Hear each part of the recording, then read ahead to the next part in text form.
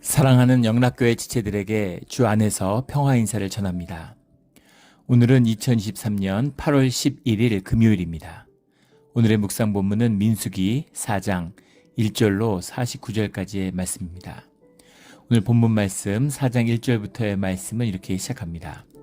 또 여호와께서 모세와 아론에게 말씀하여 이르시되, 오늘 4장의 말씀은 레위 지파에 속한 고핫의 자손과 게르손의 자손들이 맡아서 행하는, 무라리의 자손들이 행해야 될 그 행진할 때, 광야에 행진을 할 때 그 레위 지파의 각 자손들이 맡아서 행해야 될 일들, 주로 이제 성막과 관련된 운반의 일들을 어떻게 감당해야 되는가에 대한 말씀입니다.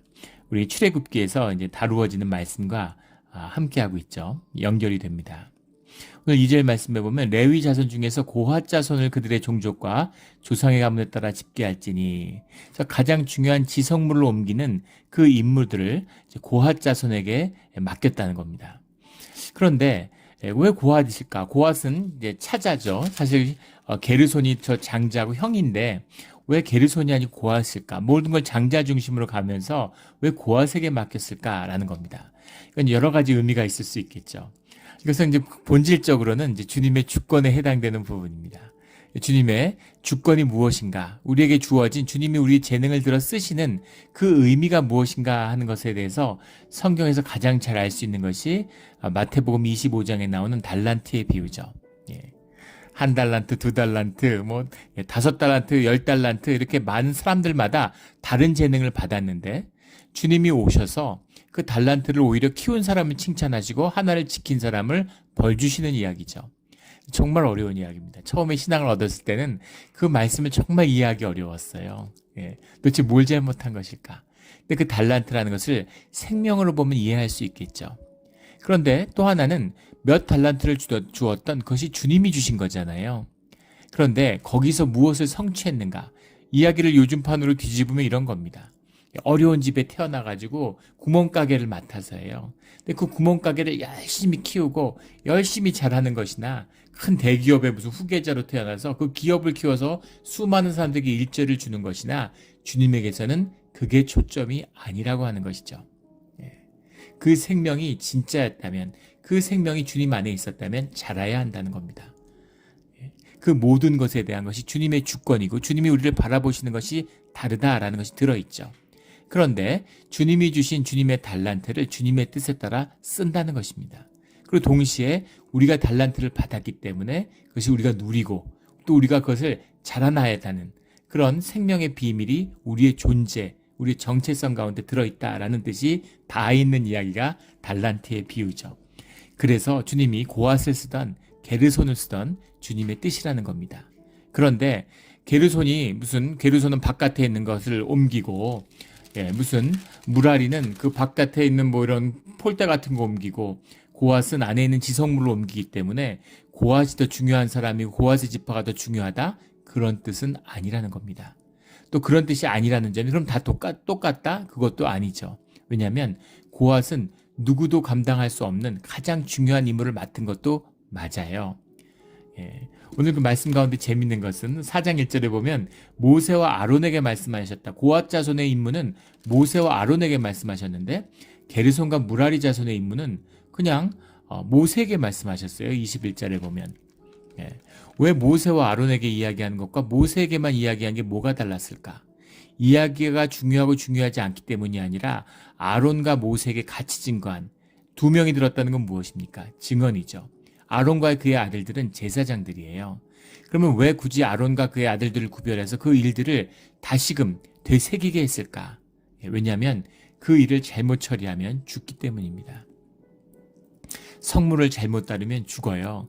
그래서 그 생명을 지키고 보호하기 위한 주님의 은혜가 있다는 것이죠. 그런데 게르손과 무라리의 임무는 그 일을 하는 가운데 죽음을 불사하는 그런 일이 아닌 것이죠.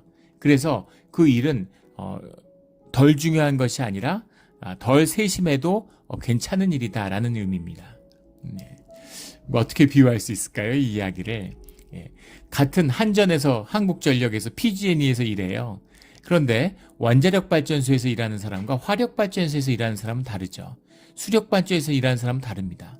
화력이나 수력 발전소에서 일하는 사람들은 그 일들 주어진 대로 일을 하고 뭐 약간의 실수가 있어도 큰 문제 없이 일을 무난히 행할 수 있습니다. 그러나 원자력 발전소에서 연구하는 사람은 절대 실수하면 안 되죠. 어떤 경우에도 실수하면 안 됩니다. 그런 데서 실수하면 어떻게 되는가 하는 게 우리가 후쿠시마 같은 데서 봤죠. 제가 예전에 교토대학 교수한테 후쿠시마 사태 이후에 그분이 이제 강의하는 것을 한국에 와서 강의하는 걸 직접 들은 기억이 있는데 그분이 그런 이야기를 해요. 그 동경대 교토대 물리학과 교수인데 후쿠시마 때문에 일본이 뭐 망한다 이런 얘기들이 많은데 그것은 좀 잘못된 얘기라고 일본은 앞으로 망하는 게 아니라 이미 망했다 이렇게 얘기하더라고요. 그 사태의 심각성을 사람들이 이해하지 못한다는 거죠. 어마어마한 사건인 거죠. 절대 어떤 경우도 절대 일어나서는 안 되는 일입니다. 한국에 뭐 고리 무슨 뭐 이런데 발전소들 있잖아요. 삼척 이런데 발전소 있습니다. 기장 이런데 거기서 만약에 문제가 생겼다. 그런 일이 있어서는 안 되지. 뭐 그런 일이 있으면 정말 한민족은 멸망하는 거죠. 엄청난 재앙입니다. 어마어마한 재앙이에요. 그것과 비교할 수 없는 더 큰 재앙이 바로 이 고아자손의 임무다라는 뜻이 들어있는 거죠. 이것이 왜 그렇게 중요한 임무냐? 그들이 지성소를 성회막을 옮기기 때문입니다. 3절에 보면 곧 30세 이상으로 50세까지 회막의 일을 하기 위하여 그 역사에 참가할 만한 모든 자를 계수하라. 이 레위 지파는 두 개의 계수를 받죠. 대속을 위한 계수는 한 달 이상 된 남자아이들이 모두 계수를 받았는데 성막일을 하기 위해서는 30세 이상에서 50세까지가 이렇게 그 계수를 따로 또 받는 것입니다. 이중의 계수를 받는 거죠. 다른 지파가 20세 이상으로 계수되는 것과는 이제 구별되는 것입니다. 그런데 이제 뒤에 가면 뭐 8장 24절이나 23장 24절이나 또 출애굽기 이런 걸 쭉 비교해 보면 어떨 때는 뭐 25세도 나오고 30세도 나오고 그렇습니다.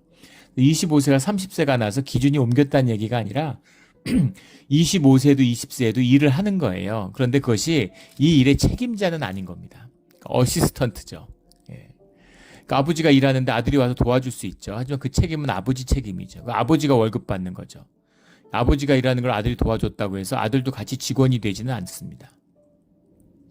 그런 것처럼 그 책임감, 그 책임성에 달려있는 것이 서른이다. 서른이라는 나이가 사실 이 레위 지파의 구분, 이 지도자의 무게 이런 것을 책임감 이런 것을 강조하는 의미가 들어있죠. 유대인들은 모든 공직에 30살 이상이 돼야 나갑니다. 대표성, 책임성, 산헤드린의 공회원도 30살 이상이 돼야 뽑힐 수 있죠. 예수님도 30살에 공세기를 시작하셨습니다. 이게 이제 제사장 지파의 그 의미를 되새기는 것이죠. 30이라고 하는 의미는 그런 뜻이 들어요. 완숙함입니다. 책임감이죠. 이때의 30이라는 30세부터 50세라는 의미는 오늘날 우리는 50세부터 70세 또는 뭐 40세부터 뭐 60세 이렇게 받아들이는 말이 더 맞을 거예요. 40세부터 한 70세가 맞을 겁니다. 50 넘어서 살아있는 사람들이 많지 않죠.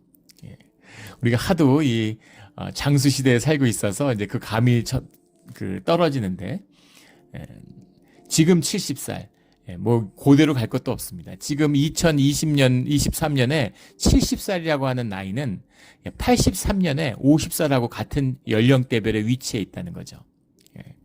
그러니까 그 지금 70살이면 80년대에 가면 50세 정도로 젊음을 취급받는다는 거예요. 저희 그 고향에 우리 그 부모님 고향에 가면은 지금은 더 됐겠죠. 한 10년 전에 갔을 때인데 70세 되신 분이 그 동네 전체에서 막내라고 그러시더라고요. 막내를 30년째 막내시래요. 제일 젊기 때문에 뭐 무거운 거 들고 뭐 무슨 일할 때 물도 오고 참 가져오고 이런 거를 그분이 하시는 거예요. 근데 다들 애들처럼 취급하세요. 동네 분들이. 하도 애들처럼 취급하니까 이분이 이제 좀 화가 나셨는지 나도 70이 넘었다고 막 이렇게 언성을 높이시더라고요. 무슨 심부름 시키시니까. 그런 겁니다.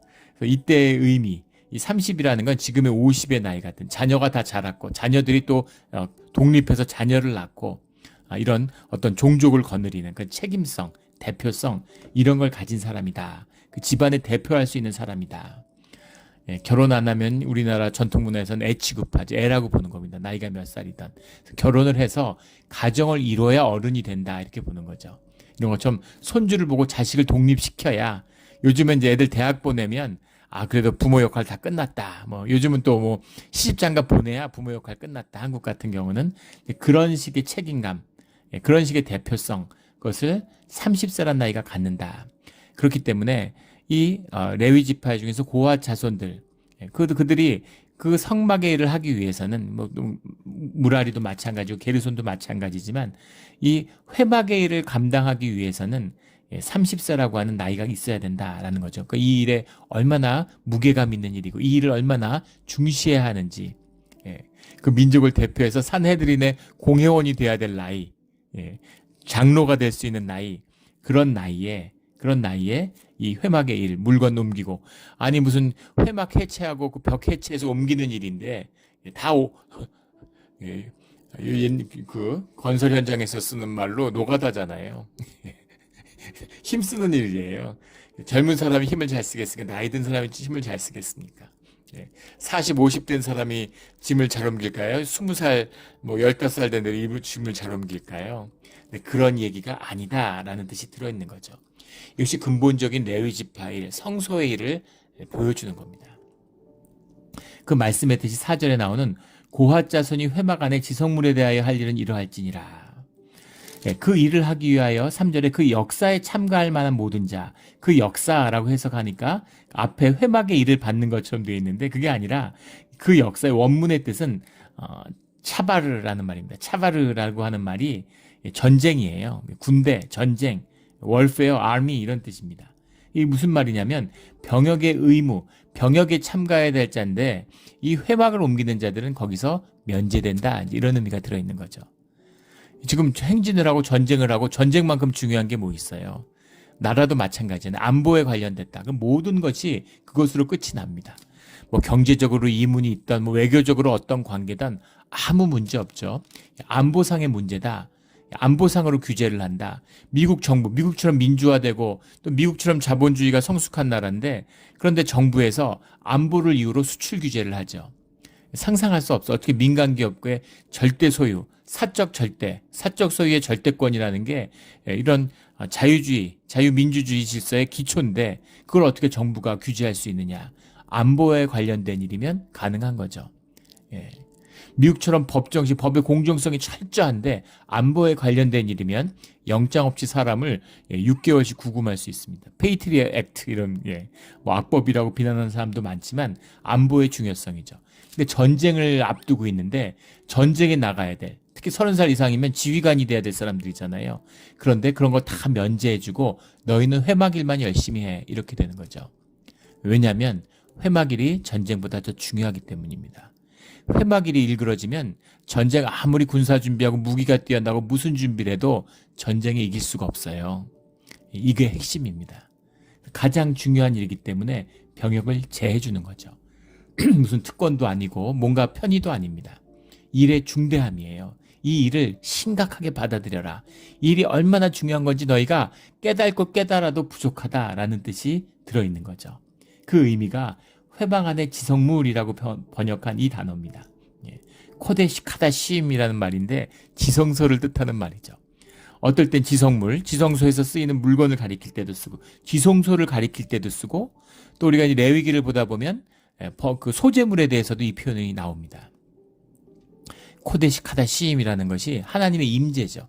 하나님 자체예요. 우리가 이 땅에서, 현상에서 경험할 수 있는 하나님의 임재를 의미하는 겁니다. 그것이 지성물, 회막의 일, 성물, 이것의 의미다라는 거죠.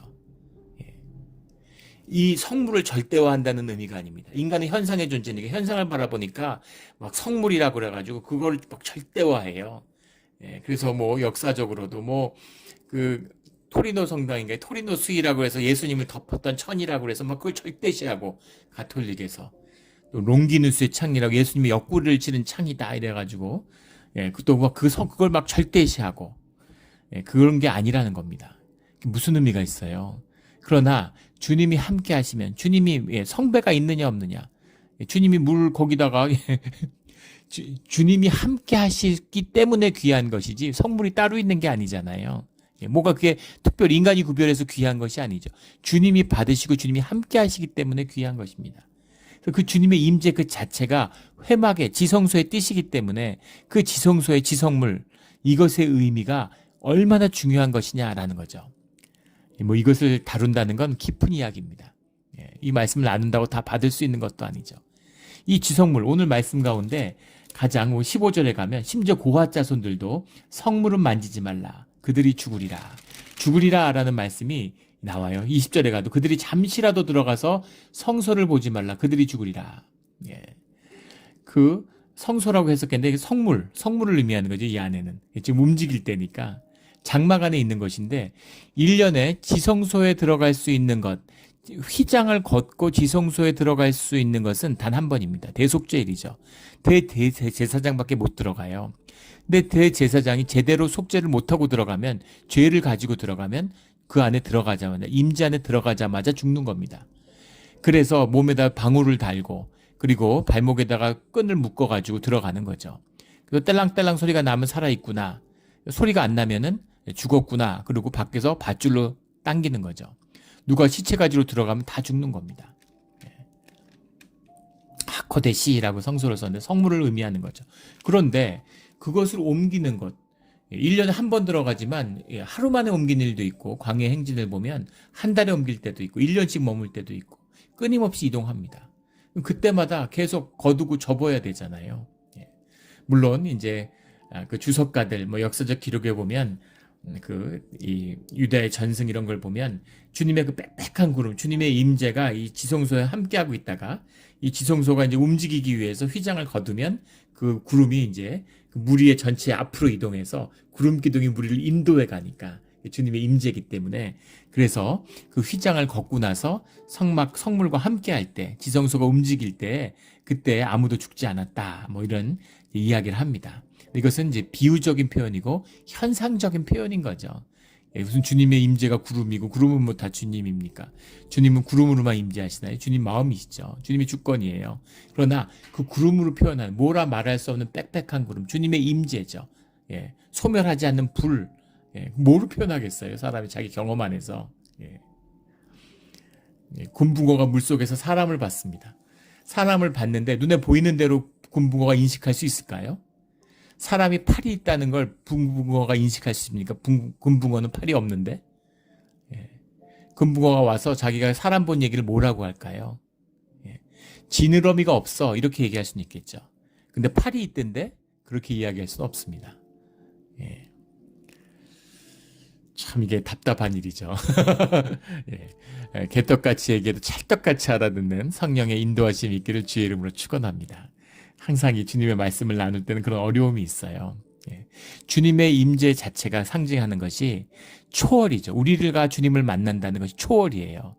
초월의 다른 말이 죽음입니다. 우리가 육신을 벗고 온전한 영적인 본질 세계를 만나는, 천국을 경험하는 그 비밀이 뭐예요? 죽음이잖아요. 그래서 주님이 우리를 만나주시는 것이 주님의 죽음이죠. 천국에 가면 좋을 것 같죠. 다 좋다고 얘기하잖아요. 그런데 왜 죽지 않으려고 그러고 죽기를 두려워합니까? 죽음이 모든 육신의 끝이기 때문에, 현상의 끝이 우리의 눈, 현상 세계에서는 죽음으로 보이기 때문입니다. 주님이 이 땅에 오셨다는 것, 예수 그리스도가 이 땅에 오셨다고 하는 것, 하나님이 이 땅에 오신다는 건 무슨 의미예요? 하나님이 육을 입었다는 의미, 현상을 입었다는 게 무슨 의미입니까? 그 본질의 세계의 관점에서, 본다면 본질의 죽음이죠. 주님이 이 땅에 오시는 것이 신의 죽음입니다. 우리가 천국에 가는 것이 우리 육신의 관점에서 우리의 죽음인 것처럼, 그걸 다른 말로는 초월이라고 부르는 거죠. 죽음이라고 하는 것이 이 초월과 제사의 본질인 거예요. 이것이 제사의 참된 의미입니다. 이 표현을, 이것을 만나지 못하기 때문에 그 자꾸 죽으면 안 되잖아요. 그러니까 가까이 오지 말라, 칸막이를 하고 뭐 여러 가지 규례를 만드는 겁니다. 규례가 중요한 것이 아니라 주님의 임재를 느끼고 경험하고 아는 것이 중요한 거죠. 죄사함이 왜 중요한지, 예배가 왜 중요한 것인지를 아는 것이 중요한 거죠. 그것의 두려움을 우리가 영적으로 본능적으로 알아요. 그래서 주님과 가까이 하지 못하고 겉도는 것입니다. 우리가 종교의 거짓으로 이 지성소를 덮으려고 하는 거예요. 평생 교회 다녀도 주님을 못 만나요. 엉뚱한 짓 하고 겉돕니다. 예, 아는 거예요. 주님 만나면 죽는 걸 알아요. 예, 이 깊은 비밀이 이 성막 가운데 있는 거죠. 그 초월을 경험하는. 그렇게 보면 이런 거 읽으면 항상 출애굽도 그렇고 뭐 민수기, 레위기 이런 거 읽으면 답답하죠. 이게 도대체 무슨 얘기일까? 예. 그런데 바로 그 초월을 담고 있는 이 지성소와 회막의 이야기, 너희가 초월을 만나야 된다라는 겁니다. 우리가 적당히 종교 생활하고 열심히 하고 좋은 일하고 아무리 태산같이 쌓아도 아무것도 달라지지 않고 아무것도 변하지 않습니다. 우리 삶이 그렇잖아요. 알잖아요, 이제. 그걸 뛰어넘으려면, 초월을 이루려고 하면, 예배를 만나려고 하면, 그러면 죽어야 되는 것이죠. 그것이 십자가의 참된 의미입니다. 너의 십자가를 지고 내 십자가를 따르라 라고 하는 그 주님의 말씀의 비밀이죠. 오늘 7절에 보면 전설병상에 청색 보자기를 펴고, 청색 보자기, 8절에 홍색 보자기를 그 위에 펴고, 청색 보자기를 놓고 거기에 앉은 것 위에 홍색 보자기를 덮은 다음에 해달 가죽으로 다시 덮는다는 거죠. 예. 해달의 가죽이라는 건, 해달이라는 게 뭐 무슨 그 돌고래다, 뭐 듀공이다, 뭐 오솔이다, 온갖 얘기들이 많은데, 이제 그 방수가 되는 비에 젖지 않는 동물의 가죽으로 덮는 거죠. 예. 그러면은 휘장은 온갖, 여기 안에 그룹이 이렇게 그려져 있는데, 칸 막는 휘장, 5절 칸 막는 휘장을 걷어 증거궤를 덮고, 그러니까 그 증거궤가 움직이기 위해서는, 법궤가 움직이기 위해서는 그 휘장을 걷어서 일단 그걸 덮어야 되는데, 예. 휘장이라고 하는 말 자체가 파로케트라는 말입니다.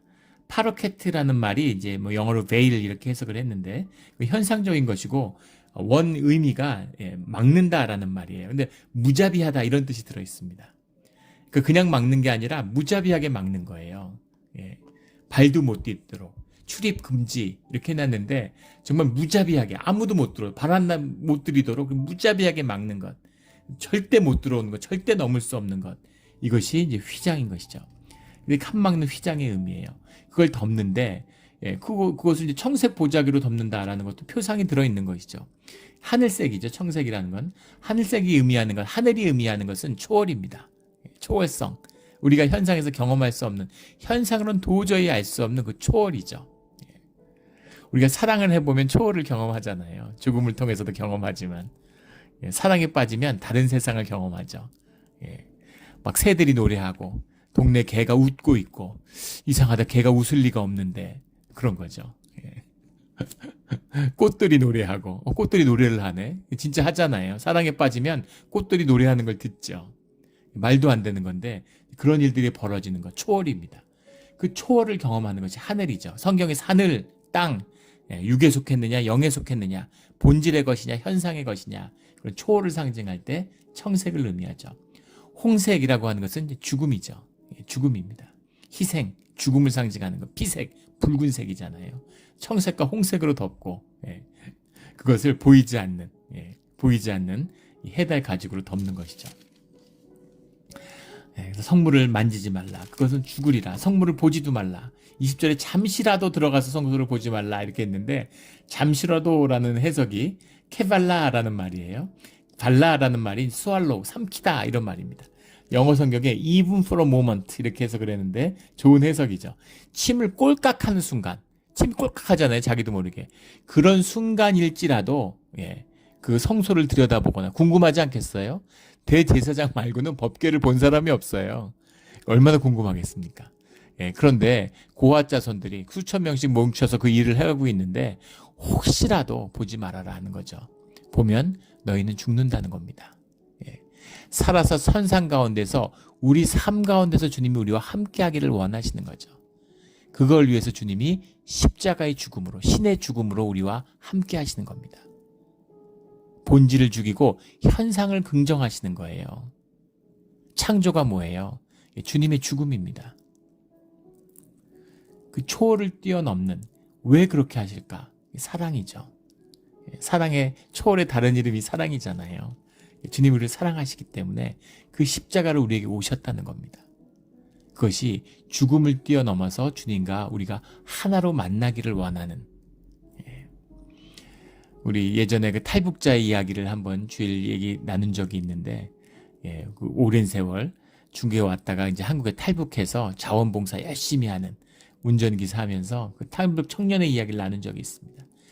그때 나누지 못했던 이야기인데, 그 수기에 보면 그 청년이 한국에 와서 목욕을 하는데 따뜻한 물이 나오는데 펑펑 울었다는 거예요. 목욕탕에서. 엄마 생각나가지고. 그런 빨치산의 가문이고, 혁명 열사의 가문인데, 잘 나가는 집안인데, 그런데 물이 안 나오기 때문에 물을 매일 하러 나가야 된다는 거예요. 겨울에는 수도관이 다 얼기 때문에 압록강에 그 얼음을 깨고 양강도에서 물을 매일 길어와야 된다는 겁니다.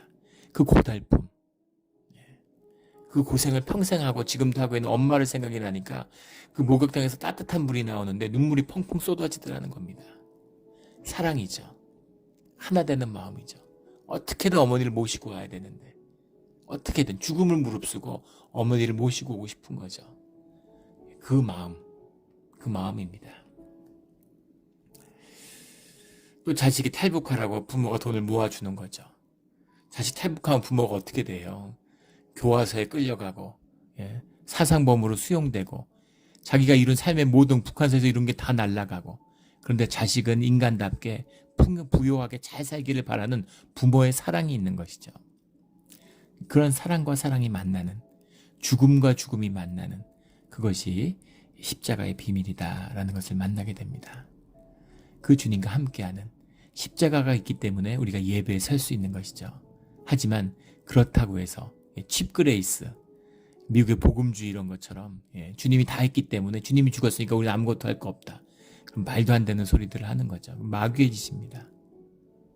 목숨을 거는 거예요. 우리가 선보러 나가는데 슬리퍼 신고 나가는 사람 없잖아요. 복장을 절대 하는 게 아닙니다. 뭐 교회 올 때 양복 입어라 이런 얘기 아니죠. 무슨 옷을 입어도 있지만 정갈하게 입어야 되는 거죠. 마음의 정성을 다해야 되는 겁니다. 그것이 예물의 의미고, 제사의 의미고, 예배의 의미고, 또 우리 교회의 의미죠. 그 주님의 임재가 충만하여질 때, 공동체의 사랑이 회복될 때, 그때 주님과 하나가 될 때, 예배 가운데 공동체가 하나됨으로 서서 주님께 감사와 기쁨을 전할 때, 그때 우리 가운데 교회가 이루어지는 것이다 라는 겁니다. 그 일이 가장 소중한 일이기 때문에 그 일을 담당하는 레위 지파는 목숨 내놓고 하는 일이죠. 그런 자세로, 그런 무거움으로 그 일을 감당해야 된다라는 주님의 말씀입니다. 누가 레위 지파인가요? 누가 레위 지파인가요? 교회 처음 나온 분들 성경 공부하면 레위 지파가 목사인 줄 알아요. 무슨 장로인 줄 압니다. 아니죠. 우리 모두가 레위 지파고, 우리 모두가 왕 같은 제사장입니다. 이 레위 지파의 마음으로 주님의 예배를 받아야 된다라는 의미죠. 이런 무거움으로, 이런 진지함으로, 이런 생명으로, 이런 사랑으로 예배자로 서는 우리 모두가 되기를 주의 이름으로 축원합니다. 아멘. 기도드리겠습니다. 하나님 아버지 감사합니다. 주님이 정말 무거운 말씀을 주시고 깊고 깊은 말씀을 주시는데, 우리가 그 말씀을 감당할 수 없음을 주님이 아십니다. 그러나 십자가의 보혈의 은혜에 힘입어 십자가를 의지해서 예수 그리스도의 이름으로 우리가 예배자로 섰습니다. 늘 부끄럽고 수치스럽고 주님 앞에 설 자격이 없는 죄인이지만, 십자가의 보혈로 용서받은 그 은혜와 그 감격으로 주님께 예배하기를 원합니다. 예배자로 세워주시고 주님의 뜻 가운데 인도하여 주시옵소서. 감사하며 예수 그리스도의 이름으로 기도드렸습니다. 아멘.